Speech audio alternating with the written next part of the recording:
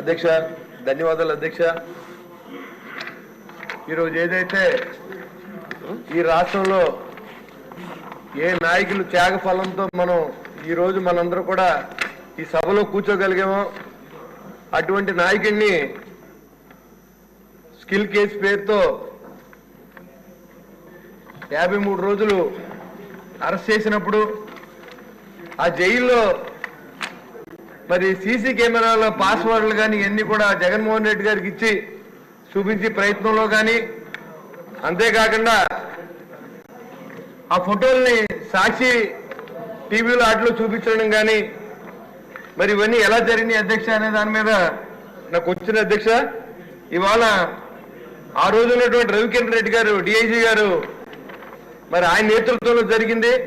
మరి మనకు ఏదైనా జరిగినప్పుడు మన ముఖ్యమంత్రి గారికి చెప్తా ఉన్నాం, మా మీద మమ్మల్ని పోలీసులు ఇబ్బంది పెట్టారు, వాళ్ళకి పోస్టింగ్లు ఇవ్వద్దు అది ఇదని చెప్పి మనందరూ కూడా చేయించుకున్న సందర్భం మనకు తెలుసు. కానీ సాక్షాత్తు ముఖ్యమంత్రి గారి మీదే ఇలాంటి జరిగినప్పుడు రాజకీయ ముసుగులో మరి క్రిమినల్స్ ఎవరైతే ఉన్నారో అది బయట పెట్టవలసిన అవసరం సభకు ఉంది అధ్యక్ష. ఎందుకంటే ఇవాళ ఆ రవికిరణ్ రెడ్డి గారు ఎవరో ఆ రోజు అక్కడ ఉన్నారు, ఎక్కడ ఉన్నారు ఆయన ఇప్పుడు? మరి మనం ఒక సిఐ మన మీద హ్యాండిల్ చేసేప్పుడు సభలో మనం చెప్పి మరి మనం మినిస్టర్ గారు చెప్పి హోమ్ మినిస్టర్ గారు చెప్పి పోస్టింగ్ లేకుండా చేస్తా ఉన్నాం.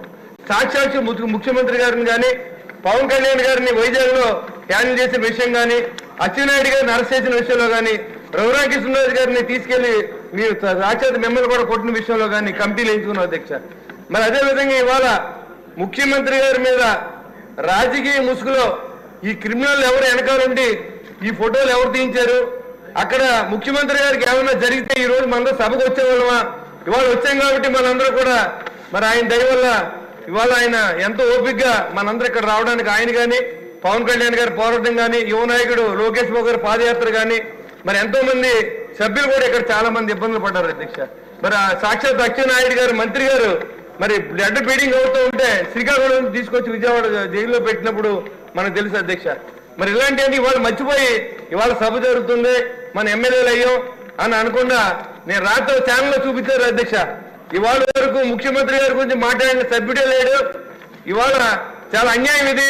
సభలో ఈ టాపిక్ కూడా అవసరం అధ్యక్ష.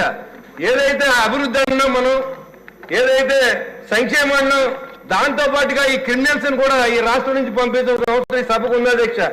దాన్ని కూడా దృష్టిలో పెట్టుకుని హోంమంత్రి గారికి, ఇక్కడ సభాపతి గారికి, మీకు ఇక్కడ మంత్రులందరూ కూడా నేను విన్నవిస్తాను అధ్యక్ష. దీని మీద కమిటీ వేయాలి అధ్యక్ష.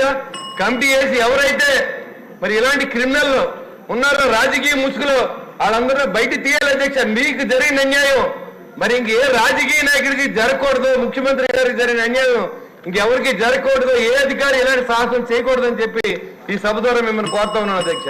థ్యాంక్ యూ అధ్యక్ష. గాలి భానుప్రకాష్ గారు నగరి.